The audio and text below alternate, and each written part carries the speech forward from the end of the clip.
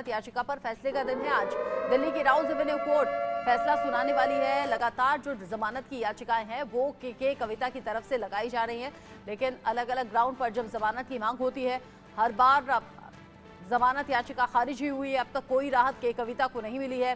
दिल्ली शराब नीति घोटाला मामले में मुख्य साजिशकर्ताओं में से एक बताया गया है के कविता को, यहाँ ईडी के जरिए भी और सीबीआई के जरिए भी, जबकि के कविता कह रही है कि जानबूझकर उन्हें फंसाने या परेशान करने की कोशिश है। आशीष सिन्हा इस खबर को लेकर ज्यादा अपडेट हमारे दर्शकों तक पहुंचाएंगे। आशीष, हालांकि अभी तक कोई राहत किसी भी याचिका पर के कविता को नहीं मिली है, जमानत जैसी कोई बात एक्सेप्ट नहीं की गई है, आज उम्मीदें क्या हैं?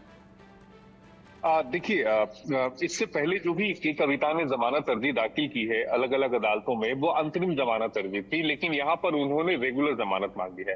रेगुलर बेल जो मांगी है वो दोनों ही मामलों में मांगी है। ईडी और सीबीआई इन दोनों ही केसों में के कविता ने नियमित जमानत की मांग की है। अब आ जाते हैं सीबीआई और ईडी की तरफ से दलीलें क्या है। सीबीआई ने ये कहा कि के कविता जो है वो साउथ लॉबी की किंगपिन है। दूसरा, के कविता प्रभावशाली नेता है। तीसरा, के कविता को जमानत मिलती है तो वो गवाहों को प्रभावित करेंगी। चौथा, के कविता को अगर जमानत मिलती है तो वो सबूतों के साथ छेड़छाड़ करेंगी। और पांचवा, कई ऐसे गवाह हैं जो साउथ से आते हैं और के कविता को जमानत मिलने के बाद उनके बयान बदलने की भी संभावना है। अब हम आ जाते हैं के कविता की तरफ से क्या कुछ कहा गया। के कविता की तरफ से कहा गया कि पूरा ये जो पूरा मामला है ये एक राजनीतिक साजिश है। दूसरी बात ये कही गई कि उनके पास से कोई भी पैसे का ट्रांजेक्शन नहीं मिला। तीसरी बात, उनके खिलाफ कोई भी डायरेक्ट एविडेंस नहीं है। चौथी अहम बात, आम आदमी पार्टी से उनका कोई सरोकार नहीं है।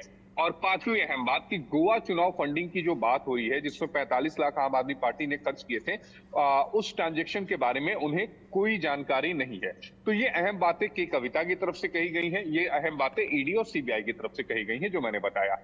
अब चूंकि इस मामले में रचना जो जांच है अभी वो प्रारंभिक स्तर पर है, अभी आरोप पत्र दाखिल नहीं हुआ है, जांच चल ही रही है। सीबीआई के पास और ईडी इन दोनों के पास 60 दिनों का समय होता है कि आप अपने आरोप पत्र को दाखिल करें। 15 मार्च की गिरफ्तारी हुई थी, तो अभी इतनी जल्दी जमानत मिलने की उम्मीद कम है। आप कह रहे हैं चांसेस कम है कि आज राहत मिले, फिर भी नजर आप बनाए रखिएगा। आशीष, आगे जो अपडेट होगा आपके जरिए दर्शकों तक पहुंचाएंगे।